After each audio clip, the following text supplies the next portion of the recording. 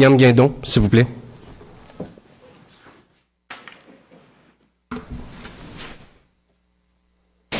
Bonsoir, William. Bonsoir.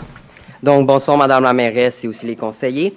Donc, aujourd'hui, vous savez mon nom, je me nomme William Guindon et j'habite sur la rue Paul-Albert.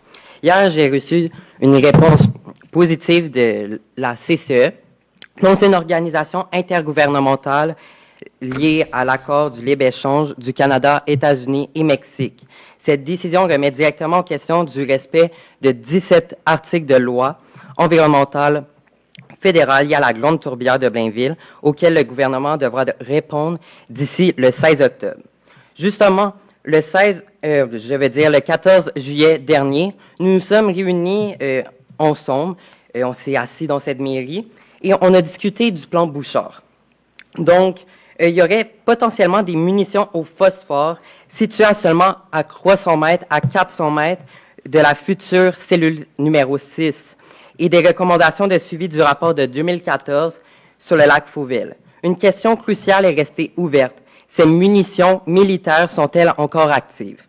Depuis notre rencontre, les faits officiels n'ont fait que renforcer nos inquiétudes.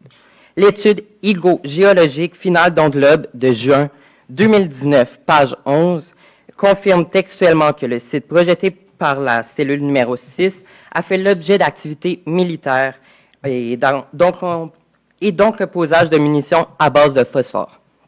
Donc, de plus, le registre officiel du secrétariat du Conseil du Trésor du Canada confirme que le camp Bouchard est toujours un site contaminé, donc c'est écrit actif, aux métaux lourds et inorganiques, pour lequel le fédéral a alloué 0 $ en décontamination pour l'année 2025-2026. Les plans de conception de Stablex prévoient de creuser des parois étanches de 1,2 m de largeur, encastrées dans l'argile. Pour réaliser ces travaux d'excavation, l'initiateur confirme qu'il devra pomper l'eau pour maintenir la tranchée au sec. Or, le BAP rapport 371, page 63, souligne que le pompage va influencer la nappe d'eau souterraine et aucune étude scientifique ne suggère qu'un tel pompage n'a d'effet sur les milieux humides environnants. Le phosphore blanc est... Excuse-moi, William. Oui. Il reste seulement 40 secondes, fait que s'il te plaît. Oui, le phosphore blanc est une substance extrêmement instable qui s'enflamme spontanément dès qu'elle perd sa protection aquatique et entre en contact avec l'air. Madame la mairesse, voici mes deux questions. Je vais en prendre une. Premièrement, sachant que le pompage industriel requis pour la cellule numéro 6 va abaisser et modifier le niveau de la nappe phréatique, qui stabilise actuellement ses munitions militaires. La Ville dispose-t-elle d'une étude d'impact démontrant qu'un assèchement ne comporte aucun risque d'inflammation, d'explosion ou de mobilisation de contaminants vers la Grande Tourbière de Blainville et les lacs Fauville s'il y a encore de présence de munitions actives? Je vous remercie, Madame la mairesse. Merci, William. Madame la mairesse. Oui. Madame Pelosse, s'il vous plaît. Merci, merci, William, pour ta question.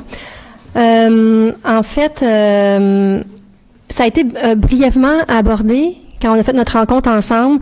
Puis quand j'ai vu que tu posais une question aujourd'hui, j'ai retourné dans le compte-rendu de notre rencontre avec les différents éléments que j'avais notés, là, que j'avais à faire en suivi de notre rencontre.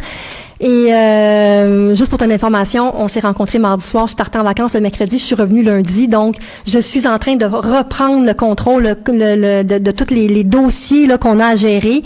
Et c'est sûr que on s'était dit que, à la lumière de ces informations-là, qu'il serait opportun que je puisse faire une rencontre avec notre député fédéral, étant donné que ça relève de défense nationale, effectivement, pour la sensibiliser aux différents éléments, étant donné l'histoire de notre territoire.